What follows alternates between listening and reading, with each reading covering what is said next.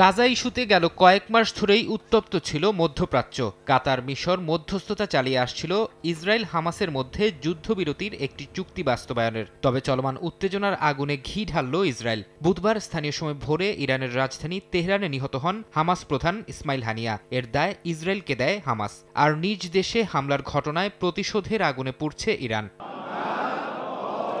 তেহরানে ইসমাইল হানিয়াকে হত্যার জবাবে ইসরায়েলের সরাসরি হামলার নির্দেশ দিয়েছেন দেশটির সর্বোচ্চ ধর্মীয় নেতা আয়াতুল্লাহ আলী খামেনি। ইরানের রেভলিউশনারি গার্ড বাহিনীর কর্মকর্তার বরাত দিয়ে বিভিন্ন আন্তর্জাতিক গণমাধ্যম বলছে তিনি ইসরায়েলের বিরুদ্ধে কঠোর শাস্তির অঙ্গীকার করেছেন।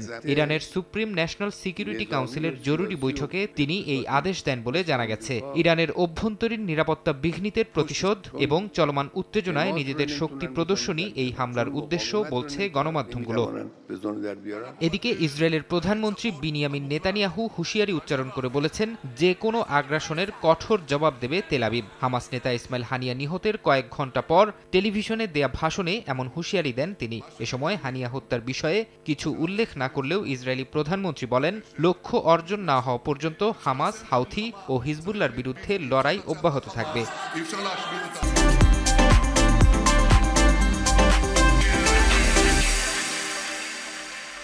হামাস প্রধান ইসমাইল হানিয়ার হত্যাকাণ্ডের পেছনে জড়িত নয় বলে নিশ্চিত করেছে বাইডেন প্রশাসন। বুধবার গণমাধ্যমে দেয়া এক সাক্ষাৎকারে এমন মন্তব্য করেন মার্কিন পররাষ্ট্রমন্ত্রী অ্যান্টনি ব্লিংকেন। হানিয়া হত্যাকাণ্ডের বিষয়ে যুক্তরাষ্ট্রের কাছে আগে থেকে কোনো তথ্য ছিল না বলেও দাবি তার। একই সঙ্গে গাজায় যুদ্ধবিরতির ওপর গুরুত্বারোপ করেন অ্যান্টনি ব্লিংকেন। অন্যদিকে বৈরুত ও তেহরানে হামলার ঘটনায় তীব্র নিন্দা জানিয়েছেন জাতিসংঘ মহাসচিব। ইসমাইল হানিয়া হত্যার জেরে মধ্যপ্রাচ্য জুড়ে বড় আকারে যুদ্ধ ছড়িয়ে পড়ার শঙ্কায় জরুরি বৈঠকে বসেছে জাতিসংঘ নিরাপত্তা পরিষদ। গুপ্ত হত্যায় হানিয়া নিহতের ঘটনায় নিন্দা জানায় চীন, রাশিয়া ও আলজেরিয়া। অন্যদিকে মধ্যপ্রাচ্যে অস্থিতিশীলতার জন্য ইরানকে দায়ী করে যুক্তরাষ্ট্র, ব্রিটেন, ফ্রান্স ও ইসরায়েল। ফরহাদ চৌধুরী, সময় সংবাদ।